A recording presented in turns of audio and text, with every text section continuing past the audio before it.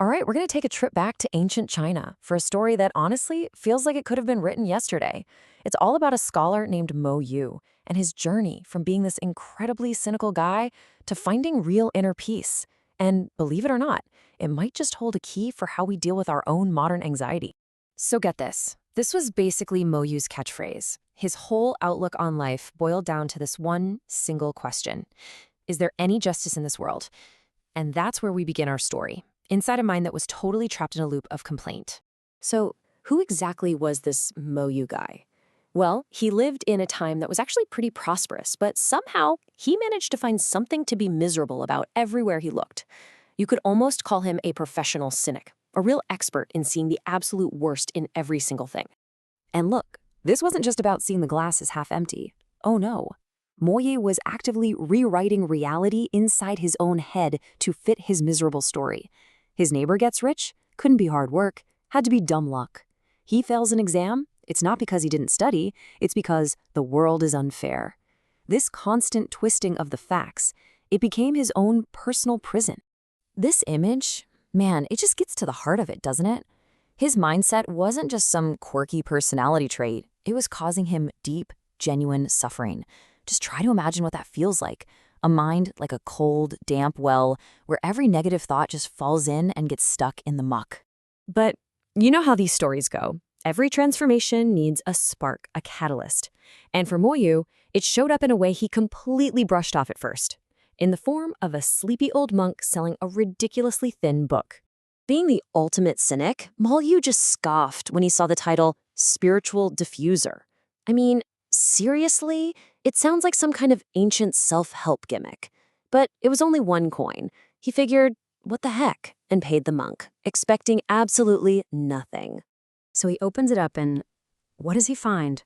Not some profound hidden wisdom, not some complex philosophy, just one single phrase printed over and over and over again. His very first thought? This will be perfect to prop up the wobbly leg on my table. He had no idea this simple little phrase was about to save his life. So the universe decided to test this useless book a lot sooner than he could have ever imagined. Moyu's on a journey to the capital, and all his abstract complaints about how unfair the world is, they're about to get terrifyingly real. So picture this. Moyu is on this lonely mountain pass, and bam, he's ambushed. He's a poor scholar, so he's got nothing on him worth stealing. The bandits don't care. They tie him up. And in that moment of just absolute bottom-of-the-barrel desperation, with nothing left to lose, he remembers the book, and he just starts chanting. The bandits are just completely thrown off.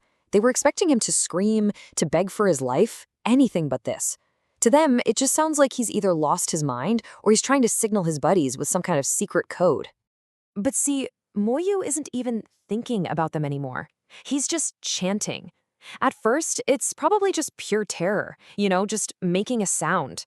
But as he keeps repeating the phrase, something inside his own mind starts to change. By pouring all of his mental energy into the sounds of the chant, he basically starved his fear of attention. It's like his brain was so busy with this one simple, repetitive job that it literally didn't have the bandwidth to process the terror or even the physical pain from the ropes. And the bandits saw this happen. The terrified scholar from 2 minutes ago suddenly has this incredibly calm, almost unnerving look on his face. He looks completely disconnected from what's happening to him. And that was it for them. That was the final straw. A man who isn't afraid of dying is a pretty scary thing. They're freaked out by his weird calmness, maybe a little superstitious, and they just decide to cut their losses and run.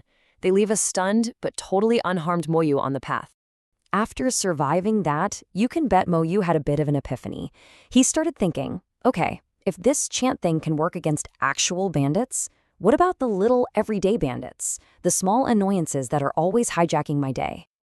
And this is where the practical magic comes in. Let's say a waiter spills soup on him. The old Moyu would have exploded, right? But now, that first flash of anger is met with the practiced habit of the chant. It works like a mental pause button. It creates this tiny little space between what happens and how he responds. And in that space, he finds the freedom to choose a better reaction. So at this point, Moyu gets the how. He knows how the technique works, but he still doesn't understand why. So he goes back to find that old monk. But this time, he's not a skeptic. He's a genuine student, looking for the deeper lesson. And the monk introduces him to this incredible concept, Zixing Guangming, which you can translate as inherent light. He explains that things like peace, wisdom, and compassion, they aren't things you have to go out and get. They're already inside you, like a flame that's always burning. The monk uses this absolutely beautiful analogy to make it all click. He says our true self, our core, is a bright flame. But life, all our anxieties, our resentments, our complaints, it's like soot and grime building up on the glass of the lamp, making the light dim. The chanting doesn't create the light. It's just the cloth you use to wipe away all that soot, letting the light that was there the whole time shine through. And this is the ultimate goal, right here. The monk taught Moyu that real freedom isn't about changing everything around you. It's not about running away from all your problems. It's about building an inner stability so solid that you can be right in the middle of chaos and still feel a deep, unshakable sense of peace. This all builds to an amazing conclusion. After all this time spent polishing his own inner lamp, Moyu's final test was to see if that light could actually help illuminate the darkness for other people too. When a plague swept through his town, the overwhelming response, as you'd expect, was just pure fear. Most people hid in their homes or just fled. But Moyu, the guy who used to complain about everything, he stayed. He actually organized a small group of volunteers, not because he wasn't afraid, but because his practice had taught him how to act from a place of compassion instead of a place of panic.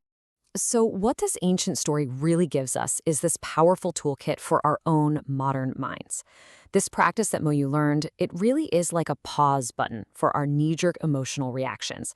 It's a cleanser for all that daily grime of negativity and anxiety. And maybe most importantly, it's like a compass that always points us back to that calm, wise center that's already inside of us. And that, right there, is the most powerful takeaway from Moyu's entire journey.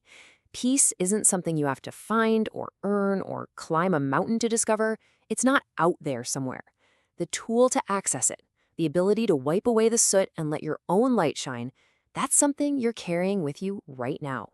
The light has always been in your pocket.